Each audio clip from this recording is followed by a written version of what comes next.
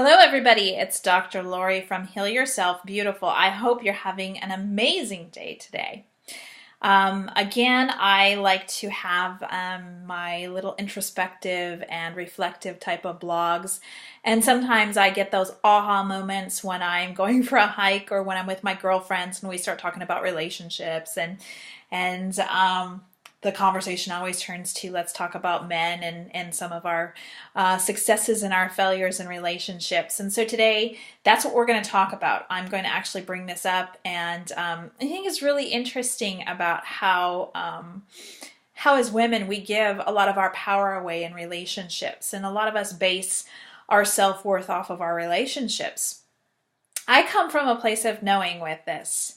I actually grew up in small town North Dakota, and we just call this geography. And so just because of geography, it's very different than growing up in California. And I grew up in an area that it was expected that you pretty much get married and you have babies. And that is actually what defines a successful person is marriage and family. And I don't fault that, because all I wanted growing up was marriage and a family.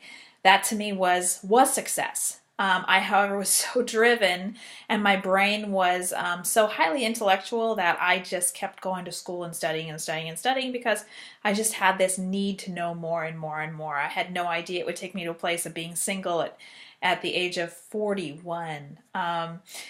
I just turned 41. It's kind of crazy to say that. But yes, it happens. And I, if you haven't seen the blog, Have a Love Affair with Yourself, please by all means watch that blog. It talks about loving yourself in relationships. But something interesting came up when I was hiking with my girlfriend today. I'm going to mention her. It was Maria, my lovely, beautiful, newly hired Heal Yourself Beautiful wellness coach. We were talking about relationships, and I was very proud of her. She had a couple situations that she was dealing with.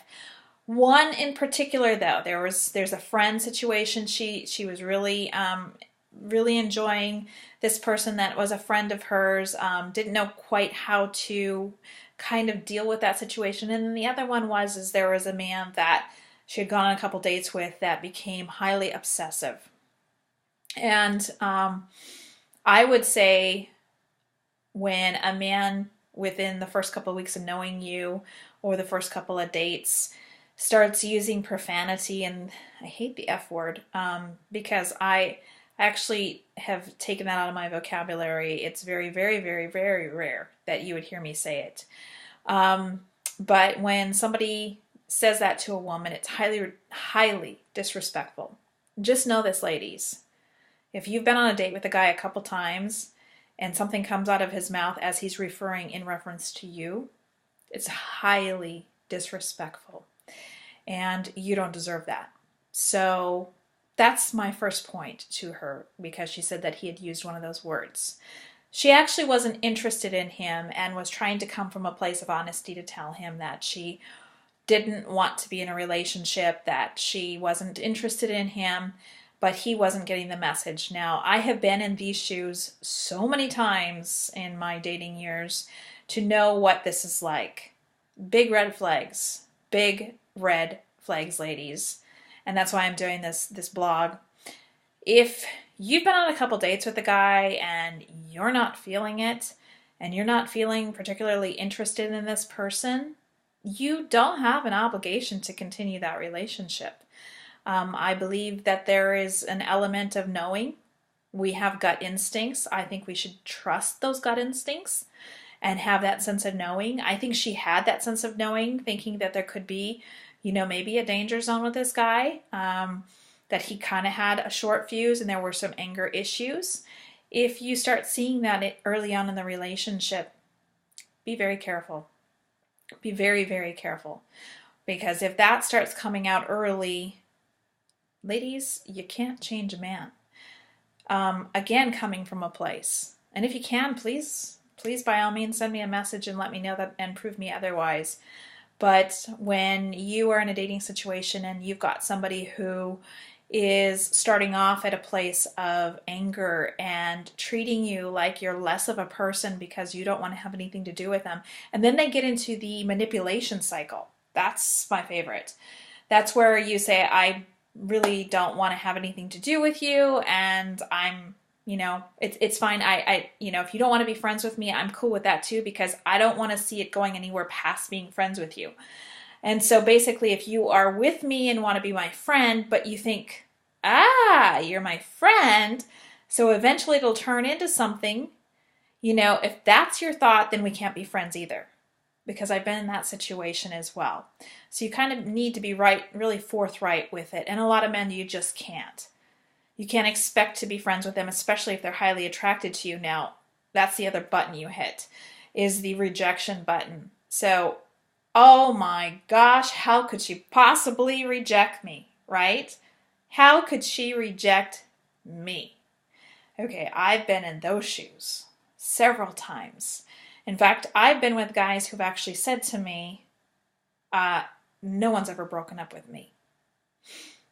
And this is the one particular guy that I dated a couple years ago actually said that to me. No one has ever broken up with me. And pompous? Yes.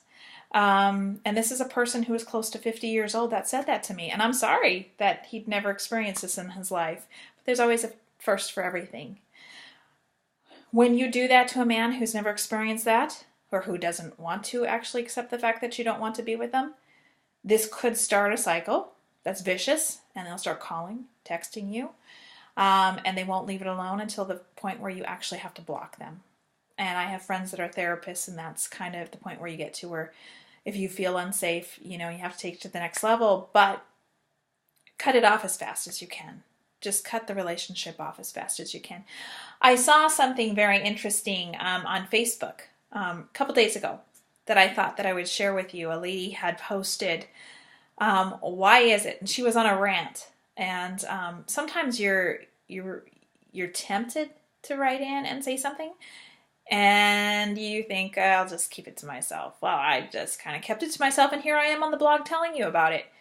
She went on a rant and she said, why is it that the woman is expected to have the babies, take care of the kids, get a job, run the household, clean the house, do the grocery shopping, cook the food, clean the kitchen, and pay all the bills, and the man just has to go to work? Okay, well, I think she answered her own question. My question is, why do you need a man if you're doing all that yourself? So if you're questioning what he brings to a relationship, turn the fingers around and start questioning yourself. Because if you really think that he's not bringing anything to the relationship, and those are the things that are important to you, you need to start considering what is truly important. So in order to heal yourself beautiful, one of the concepts that we need to start getting in touch with is detoxing relationships. And this is where we need to really start deciding who we want in your circles. And you need to start making that decision for yourself as a woman, and as a strong, loving, independent woman, as my friend Maria is. When you love yourself enough, you're not in toxic relationships with people because you love yourself enough to walk away from those relationships. Whether it be somebody you went on 2 dates with, whether it be somebody that you've been with for 2 years, as I was, or whether it be somebody you've been married to for 2 years, as I had also been in those shoes. You need to love yourself and respect yourself enough to know when is enough and when to walk away. I think it's the song The Gambler, as a Kenny Rogers. Know when to hold them, know when to fold them. So ladies, next time you get an inkling, listen to some Kenny Rogers. Know when to hold them and know when to fold them. And protect yourself, love yourself more, and know that you have a choice and you can walk away. So until my next installment on my blog, please come back and join me. Come to the healing community and join my other beautiful bloggers on www.healyourselfbeautiful.com. And I can't wait to have another introspective Sunday afternoon with you and give you some more highlights from my life. So until then, have a wonderful day.